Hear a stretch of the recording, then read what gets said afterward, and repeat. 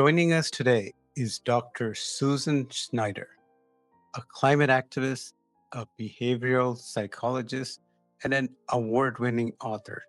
Susan's work bridges the gap between environmental engineering and the intricate science of how we make decisions, adapt, and change. Her book, The Science of Consequences, explores how learning principles drive behavior, and she's been a force in applying these insights to climate action for years. Susan, welcome to Clean Titans. Thank you so much for having me. Susan, your background is fascinating. Environmental engineering combined with behavioral psychology.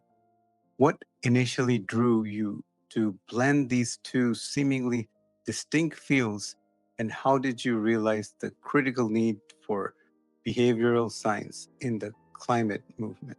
It's a long story, which I will not go into the details for.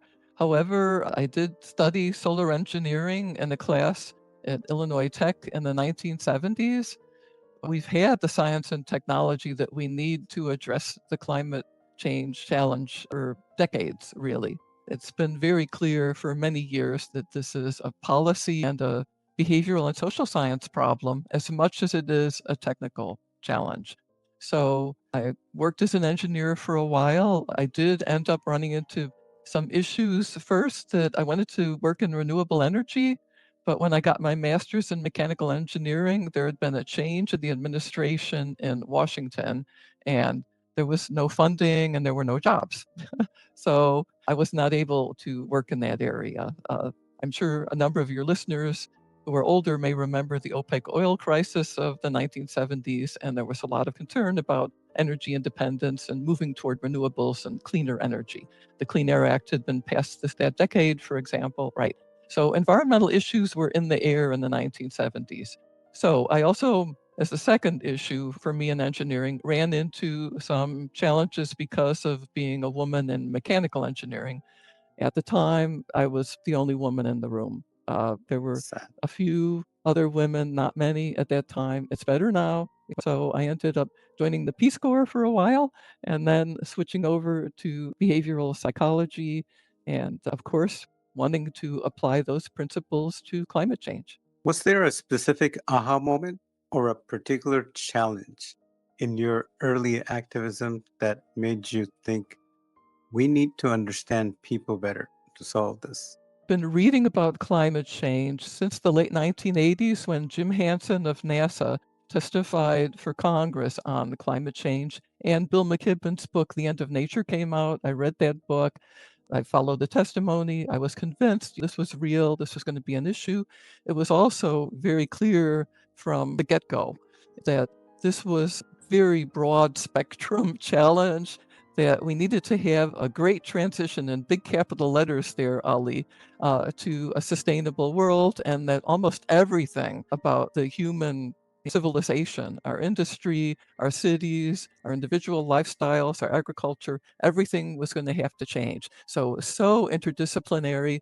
It was just clear, I think, to a lot of us right from the start that that was part of the challenge, unlike the ozone hole, which we had fixed with an international treaty in the 1980s that had relatively straightforward, focused solutions that we came up with. This was going to be something involving almost every discipline, including the behavioral and social sciences, not just the natural sciences and engineering and the more technical side, right?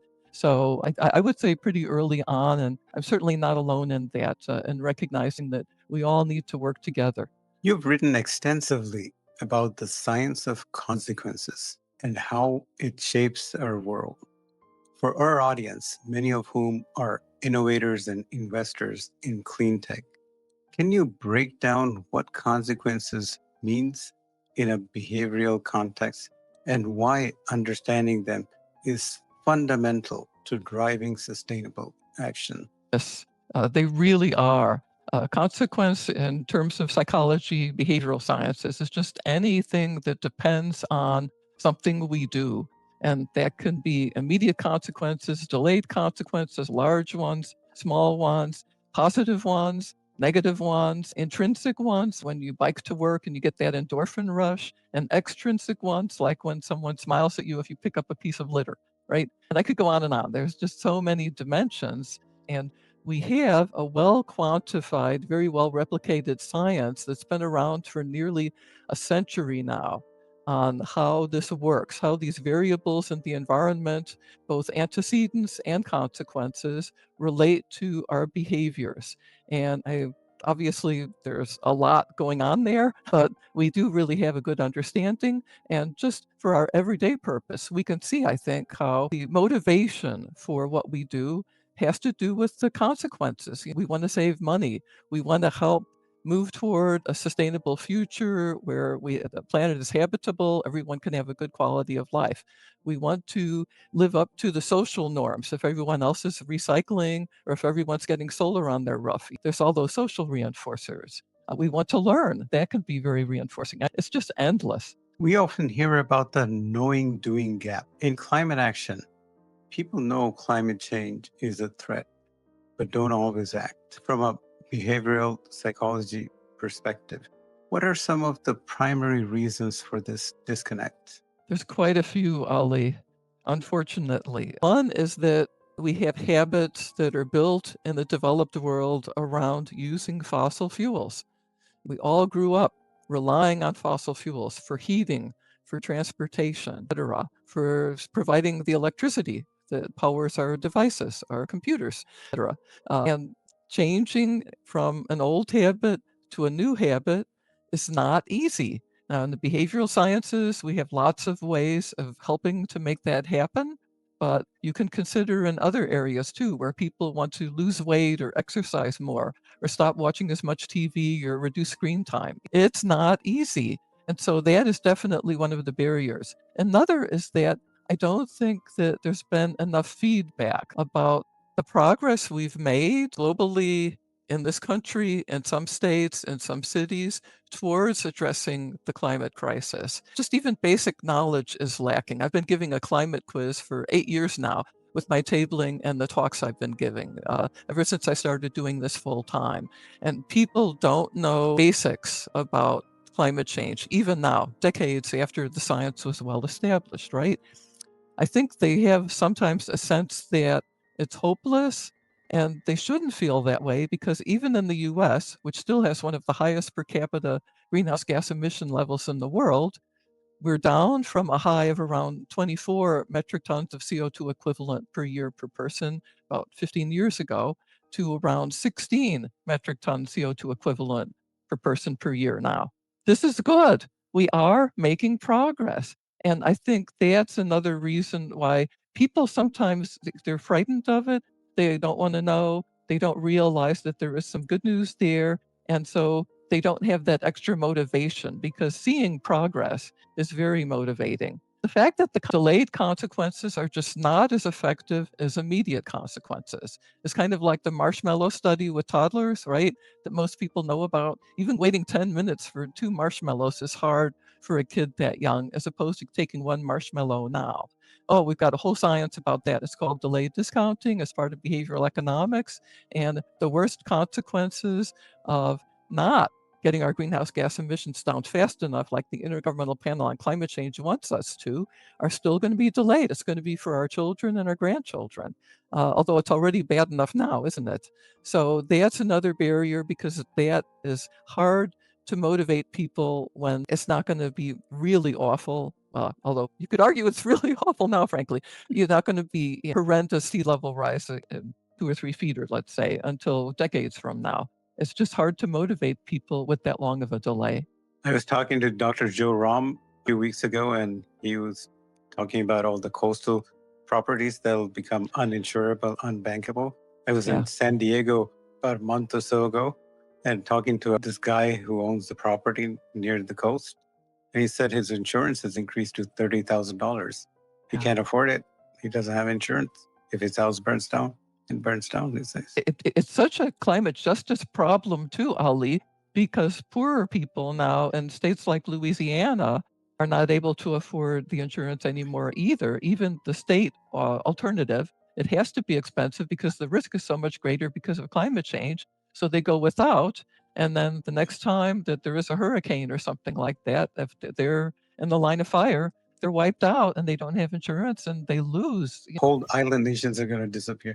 I was reading Yeah, there's a new book in which they talk about for Pakistan by 2050, 40% agriculture might collapse and the society will disintegrate as a cohesive nation or society, the author says. So the consequences are real and very huge, and especially in a lot of less affluent places around the world.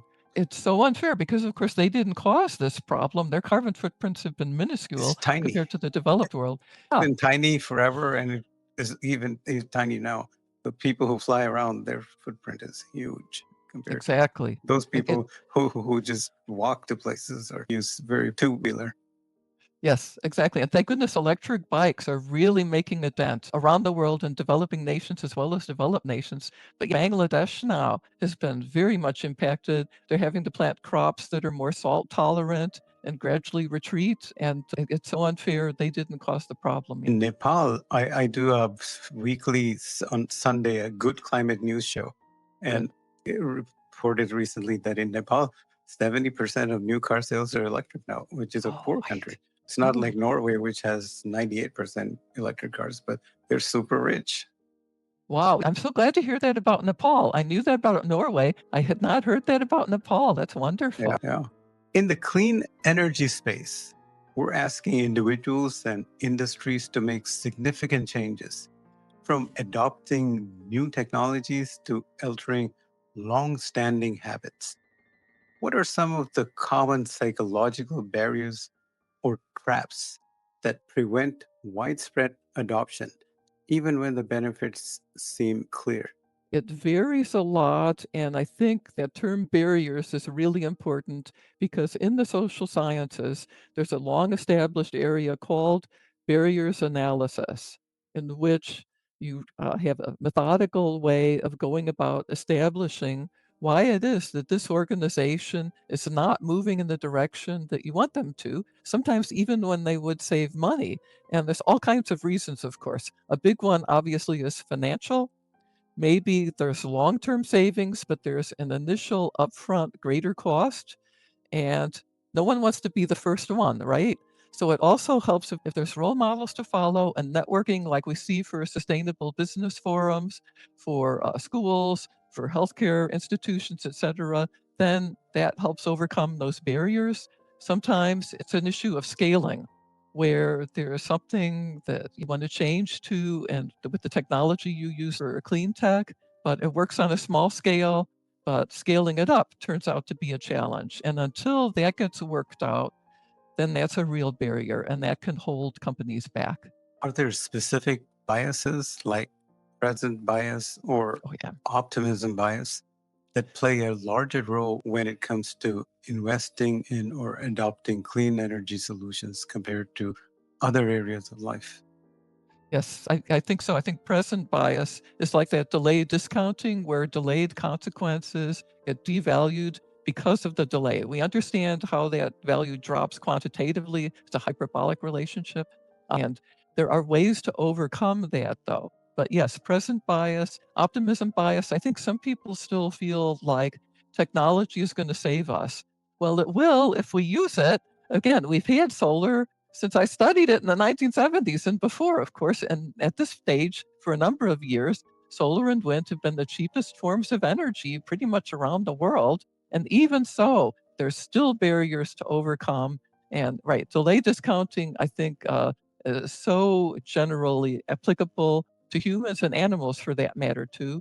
And so we need to use the behavioral science methods that have been developed to overcome that, and thank goodness that they're there and that there are role models and that we don't have to reinvent the wheel. Your work also touches on how consequences impact our brains and even genes. Without getting too deep into the neuroscience, how does this deeper understanding of human learning mechanisms inform strategies for encouraging clean energy adoption? I think just generally, in that nature and nurture always work together.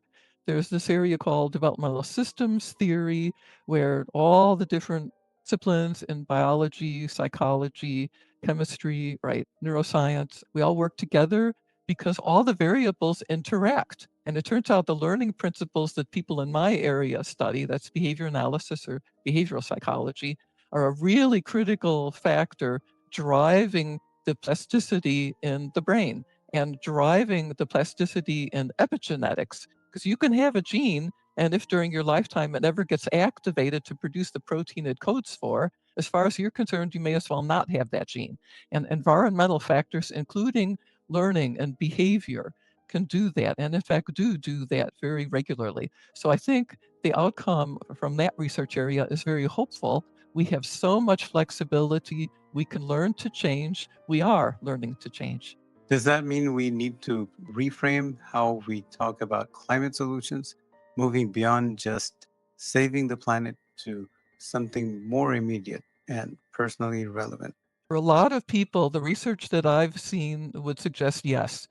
For those of us probably watching this, certainly for the two of us, Ollie, we get it. We are very motivated to do what we can to bring about this great transition that the planet needs for the sake of all the people, for the sake of the biodiversity. Right, yes. But for some people, that is not enough. There's been a lot of research over decades now trying to figure out for different demographics, and I know you're familiar with this with your own background, what kind of approach works best. And for some people, just emphasizing their own families, good quality of life for their kids, the fact that they can save money fairly quickly in some cases, the fact that there are side benefits like improved health. One of the big benefits of getting off of fossil fuels is that the World Health Organization has determined that around 7 or 8 million people die every year from air pollution caused by burning fossil fuels. And as we move towards clean energy and burn less fossil fuels, we are getting better air quality and fewer respiratory problems and lower mortality. So there's a side benefit too. And people can see this with their kids in areas that have a lot of air pollution, like parts of India, for example. Children are especially susceptible when you switch to more electricity as opposed to burning something to heat your home or for cooking. You can see right away, are healthier, they're less likely to get asthma, etc. If they do have asthma, fewer attacks. You co authored chapters in Making Shift Happen, designing for successful environmental behavioral change. This guidebook sounds incredibly practical. Can you share some key principles from the book that our clean energy innovators, entrepreneurs, and policymakers can apply right now to encourage behavioral change? Absolutely, Ali. The book is over 500 pages. It's very interdisciplinary, very evidence-based, has lots of examples. The first half about designing and implementing a community-level sustainability intervention, such as for local government, local business, a school, etc. Right. And then the second half covers the tools that you use, things like schedules of reinforcement and cues and making your messaging vivid, etc. Interdisciplinary.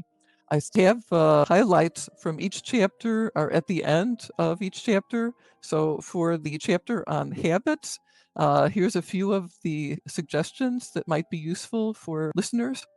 You're trying to get people to start a new habit. That's a different challenge than if they already have an old habit that you have to try and break. Okay, extra steps, right? Okay, the target behavior into smaller actions can be very helpful. What's motivating your audience? What particular incentives or goals are likely to be more motivating? Kinds of cues can be associated that are going to be readily available where you're going to see them or hear them and be reminded often enough because that really helps when you're trying to switch to a new habit, right? It gives you the idea. There's a number of others. Again, this area of psychology has been around for quite a while. It's just a matter of applying these principles to sustainability. Specifically, what are some of the most effective incentive structures you've seen or recommend for encouraging individuals to switch to electric vehicles, install rooftop solar, or invest in energy efficiency?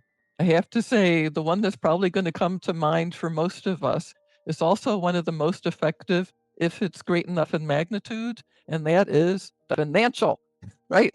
If people can save enough money, that's a big, big successful incentive. However, there's so many others. Do a lot of outreach for electric vehicles. I bought a used Chevy Bolt electric vehicle. It's fully electric. It's the Bolt with the B, not the Volt with the V. Some of you know Chevy. I've had it 5 years now, and I belong to the big national nonprofits that support electric vehicles. One of them is the Electric Vehicle Association that has local chapters. Our local chapter here does the National Drive Electric Week and Earth Day and other outreach events. And I know when I was looking into buying an electric vehicle, Ali, I went to one of these events. One thing to read all the resources online, and that's very helpful. It's another thing to talk to ordinary people like us and say, okay, long if you own this vehicle, what do you like about the electric vehicle? What's different? What don't you like? What do I need to consider? Very powerful to have those role models to follow and to hear about ordinary people's experiences driving EVs because it is different. It is threatening for some people, I think. So that's one method that really helps. When people actually drive an electric vehicle to rent it, they go to a dealership or one of these events like National Drive Electric Week where that's made possible. And then they have someone who's experienced with them when they drive it. And not only are electric vehicles more reliable, they've got so many fewer moving parts, right? And better for the planet and clean and all that.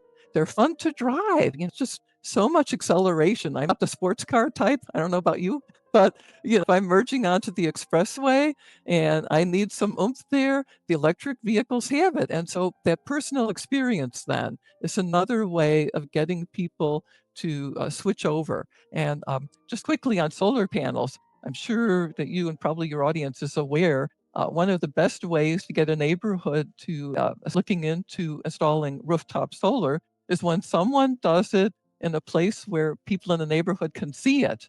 And cue right there. Look, here's one of my neighbors who has solar. This must be doable. I'll talk to them and find out how it works. I have solar, and people come up to me and ask me that, and really helps make it seem doable and not just something abstract and scary and different. Had a Bolt. I got one. I leased one in 2018, and I drove it in 2018 from. I used to live in Nebraska, from Nebraska to Princeton, New Jersey. And I remember this one time I was getting on the New Jersey Turnpike, and there was some guy trying to overtake me from the wrong side and go on the turnpike. And I just had to press it a little bit, and it was over for him because the electric car gives you torque instantaneously, and the Yes, gas yes, cars just can't keep up because they have to ramp up and ramp down, ramp up. Daughter loved that car so much that she used to call it Bolty. that's great. Let's talk about habits. Many unsustainable behaviors like excessive idling or high energy consumption are deeply ingrained habits. What behavioral science strategies are most effective in breaking old habits and forming new ones, sustainable ones? Perhaps you can share an example from your work with Green Driving America. I'd be happy to. And I can use a method that I haven't talked about yet, and that's pledges. When people make a commitment, especially when it's public or when some of their friends and family know about it, it's really kind of heartening nature that most people try to live up to that. So, right. As a member for Green Driving America, actually, I think before I was a board member, this is a nonprofit that, along with other organizations in other nations, has developed to get people to try and decrease idling if they own an internal combustion engine car. Right, because so often just having reminder signs is not sufficient. So the guy who developed this nonprofit used resources that the US EPA had developed actually, and went into schools and developed this program where school kids, usually in like a middle science class, Ali, would take data unobtrusively at the school's drop off and pickup spot. where a lot of parents would be sitting there in line and they'd be idling while they'd be waiting, right? So they would take data on the amount of idling per vehicle and then average that. And then the school would announce an idling program. And then the students would approach the parents who were picking up or dropping off and give them a flyer with information about why you don't need to idle more than 10 seconds. That's from the manufacturers and independent science, right? Turn off your car. This saves on gas money. This saves air pollution and this saves on carbon pollution, right? It's like a win-win-win. It's such an easy thing to do. This is not something difficult like getting solar or buying an electric vehicle, right? It's just, turn on after 10 seconds, right? And they had decals and they asked the parents to make a pledge. And this is the students doing this, not, the staff or anything like that. And so it was, I tell you, and it succeeded so well in Vermont and then in California and other places. Sometimes then in the before and after that the students would collect the data for, you would see declines in idling of over 50%. And hopefully it would generalize then when they were waiting in line at a drive-through or something like that or other situations. And hopefully, in fact, then some of those people would start thinking of themselves as, environmental cared about doing the right thing and start doing other things to address pollution and climate change. Beyond individual habits, how can these principles be applied to organizational change? For instance, getting companies to adapt greener supply chains or transition to renewable energy sources. Some of the same methods actually work.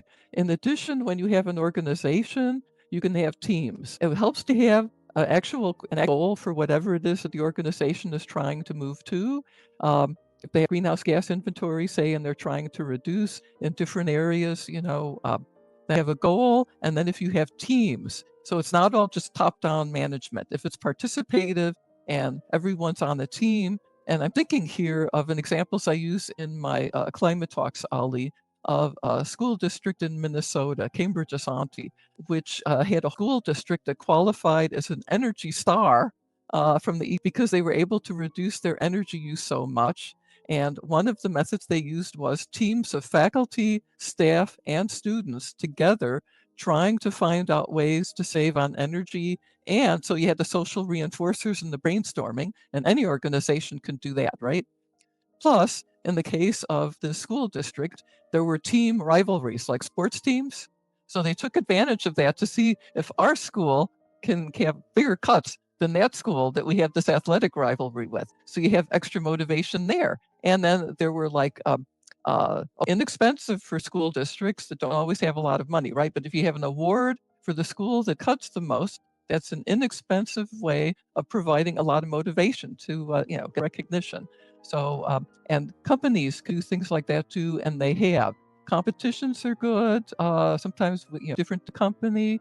I mean, reinvent the wheel either. That's one of the main messages here. I think like everywhere, there's so many successes out there. Companies can learn from what's worked for other companies. Often, discussions around climate action focus on nudges, subtle changes in choice architecture.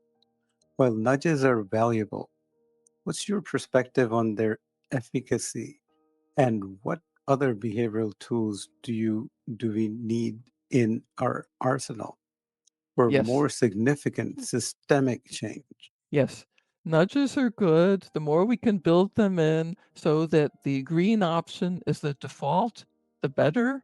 Such as if you have a choice for your utility of getting green energy or not, to green energy option the default so that you would have to opt out of that rather than the reverse. It's amazing what a minor thing like that can do. Right.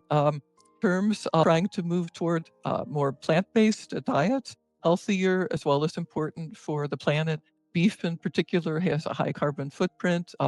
Something like the World Resources Institute approach with their Cool Food Initiative, which is around the world. Lots of major corporations with big franchise restaurants use it. One way they have is to really highlight the more plant-based or lower carbon options, and more likely then to think of them. That's kind of a gentle nudge also. There's no incentive. It's just making it obvious, making it sound really delicious, reminding people, that it's not just good for you. This can be fun. From a behavioral standpoint, How do we make the clean choice the easy choice or even the default choice without feeling coerced? Yes. Several examples there.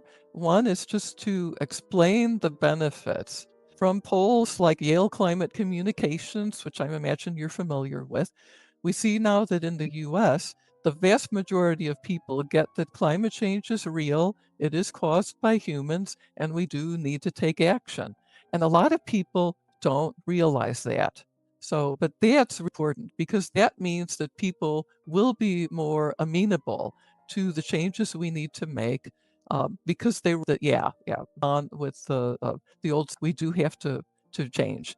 Explaining the benefits, the cost savings, the benefits to health, um, the benefits, future which do care about. I think that can help, and then making the green choice attractive in itself, like with that Resource Institute Cool Food Initiative, for example, um, or making a kind of thing you do at home, like with hotels, where now the default is that they don't change your towels every day unless you ask them. Now that's different from the way it used to be. We're old enough to remember when if you stayed in a hotel for multiple nights, they would automatically give you fresh towels every single day.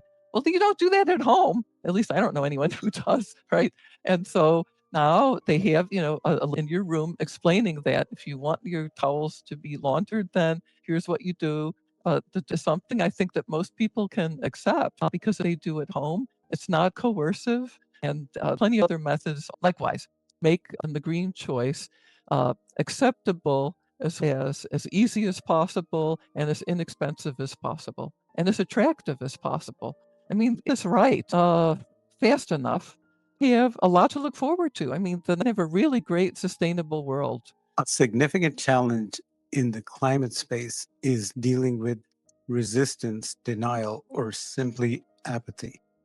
How does behavioral psychology help us understand why some individuals or groups resist climate action? And what are the most effective communication strategies to overcome these barriers, especially for an audience that might not yet be fully convinced? Yeah, for the population that doesn't get it, right, you do have to use special measures. You have to get credible speakers or influencers within that community because other sources that will work for other demographics may not work for that demographic, right? And there's a whole literature out there in the social sciences on how to do that.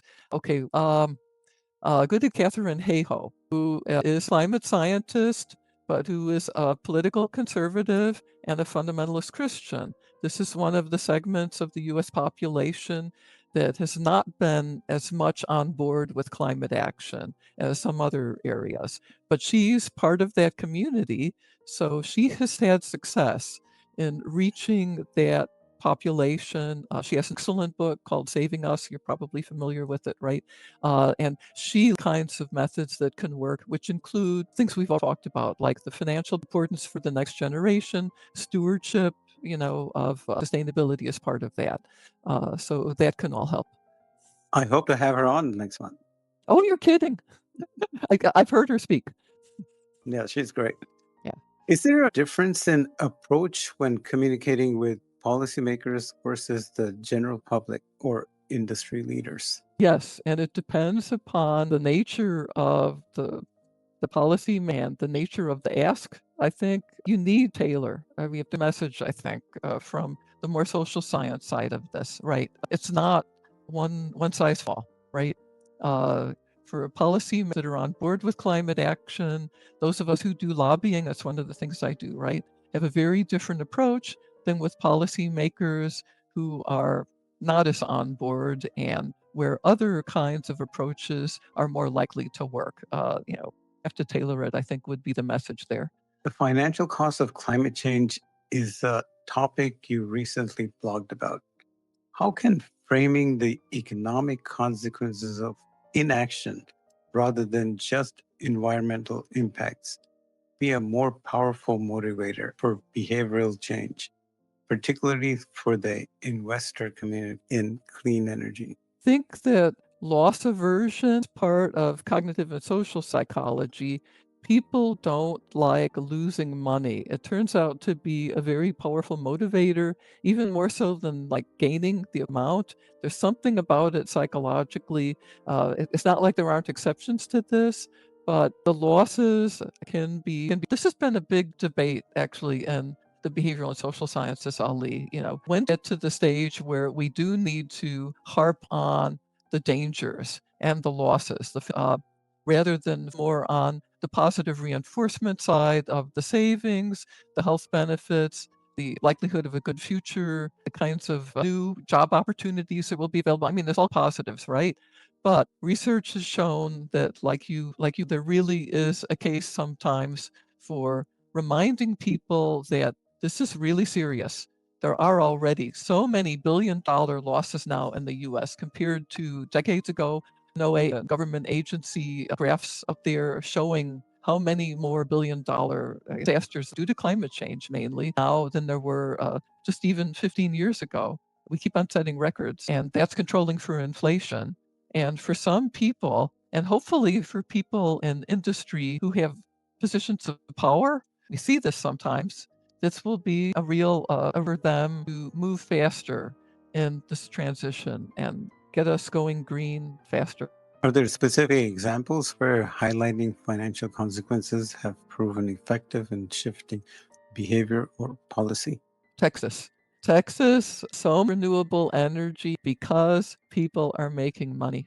I can What role elaborate on that if you like, but okay. what social norms and peer influence play in accelerating the clean energy transition?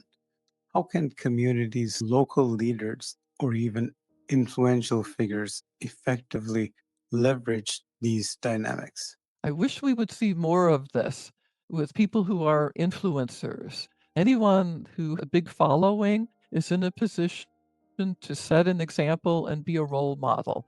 When Greta Thunberg, young Swedish environmental activist, took a boat over to the UN to address the United Nations rather than fly, that was a great example of how it made a lot of people maybe think twice about their carbon footprint from flying, maybe not fly quite as often.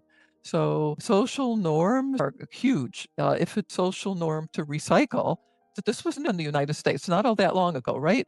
Recycling. You have to now separate things out. I mean, but it's a social norm. Everyone does it. Everyone sees that all these bins are in the neighborhood and they're being filled, and so they do it too, right? The social reinforcers, the social example, or all kinds of things in the transition is really critical. In the context of Clean Titans audience, how can entrepreneurs or scientists leverage their networks to create positive social influence around their clean energy innovations? Let's not reinvent the wheel. Share what works. Use those networks. I think this is really hopeful. I am on a panel, climate change panel for the Tools of Change website, which is freely available to all. And it's all data based and gives examples of community level sustainability projects that have been successful with all the information you need to replicate. And I'm proud to be part of that. Anyone can use that for free, right? Yeah. So take advantage of. There are similar resources in these networks for clean energy and in associated industry and organizations. And we need to take advantage of these networks. So share what you find works, share what you find doesn't work. And we can all learn from each other. Share what you did to scale up, because I think that's where we are now, Ali. We're at the stage where we've got the solutions. We just need to scale them up. So take advantage of those networks. Don't just let them sit there. Have people in your organization following along and contributing and then implementing. It has to get to implementing, it has to get to scaling if we're going to move fast enough. And thank goodness the networks are there to support that. Looking ahead, Susan, what emerging trends or areas in behavioral science do you believe hold the most promise for accelerating the clean energy transition over the next decade? I think there's an improved emphasis on the need for maintaining changes that an intervention may bring about in an organization or an individual for that matter. You can get the change that you want, for people, less meat, energy, Same thing for organizations, doing all the things that they need to do, right? But if it doesn't last when the intervention is over, it's not much good, is it? If you just revert to normal, you have to establish new habits if it's a repeated behavior or action of some kind and not just a one-time thing where you're buying a heat pump, right? Or changing the method you use in your factory. And so taking it of the behavioral science of in some areas it's called maintenance and others it's called perseverance, I think is an increased area of focus that is very welcome because that really is critical. I'm also very encouraged by the trend towards all these role models and all these networks because that's really critical. And of course, a huge one here, the affordability of renewable energy. Thanks to the leaders in nations like Germany, for example, that spent more some years ago that helped support we're developing the economies of scale that mean that renewables are the cheapest form of energy now around the world by and large. And that's a really hopeful trend. That's not behavioral science though, but still, it's a mix. I interviewed this lady from Australia who's trying to get rid of liquid detergent from commercial places, dorms, etc., with sheet detergent that comes in a cardboard box, no plastic, 90% water eliminated. And I'm trying to encourage people to use bar soap and bar shampoos and sheet detergents. And I do all that. I just did a laundry yesterday and I use one of the brands that it's a sheet and a cardboard box, right? Yeah, there's no liquid or anything. It's not a powder and it works great. For our Clean Titans audience, the entrepreneurs, scientists, and investors, what's the single most important piece of advice you can give them when it comes to leveraging behavioral psychology in their efforts to drive the green energy revolution? I think do a barriers analysis and find out why it is that the thing you want to happen isn't happening. Because then you can use all these behavioral and other methods to address the barrier. If you don't know what the barrier is, you could try lots of things and it's not going to work, right? Or at least you might just trial and error or hit or miss, be lucky. It helps to know exactly what the barrier is. And it often is a behavioral barrier of some kind. Once you know what it is, you can address it. So I think that that is an important factor. Another would to remember to provide evidence of progress, show progress. When people can see that you're making progress toward the goal, that's such a big help. And again, don't reinvent the wheel. Have people participate. Have them part of a brainstorming effort, and that will them feel more control over this transition, which can be kind of intimidating. I'm right. Take advantage of all role models out there. Finally, beyond technology and policy, how crucial is fostering a sense of agency and empowerment in individuals from sustained climate action? And how can behavioral psychology contribute to that? Another point I'd like to make is that it used to be thought that information alone would be enough for people to do the sustainable thing, and it quite often isn't. And we've got decades and decades of research on that. Back in the 1970s, they already knew that information alone, sadly, cannot be relied upon. You often need more than that. You have to have a cue or an incentive of some kind. It doesn't need to be financial. But please don't think that information alone is going to be enough because it's quite possible, I would say even likely, that it will not be. Absolutely. What one thing you hope every viewer takes away from our conversation today? Something they can implement or think differently about? We are all part of the solution. In my outreach, I see all the time people who get that this is real and we need to take action and who feel utterly hopeless, Ali. It is so sad. So many people have climate anxiety. I get it. I have it too. But to remember that lots of people are working on this around the world. We are making progress. There are things that every one of us can do as an individual and as parts of various organizations and families and networks and nonprofit organizations, much that we can do. And that in itself really helps keep me going. And I think helps keep a lot of people going that we are making a difference. Susan, this has been an incredibly insightful and practical conversation. Your work truly highlights that clean energy isn't just about innovation in technology, but innovation in understanding ourselves and how we can collectively drive change. Thank you so much for joining us on Clean Titans. Thank you so much for having me. For our viewers, if you want to dive deeper into Dr. Snyder's work, check out her award winning book, The Science of Consequences, and visit her website, scienceconsequences. Link to all of her resources in the description below. And if you found this conversation valuable, please hit the like button, subscribe to the Clean Titans channel for more exclusive interviews and insightful discussions, and share this video with anyone you know who's passionate about a sustainable future. Your engagement helps us bring more groundbreaking content like this to you. Join us next time as we continue to delve into the minds of the Clean Titans. Until then, keep innovating, keep advocating, and keep being part of the change. See you next time.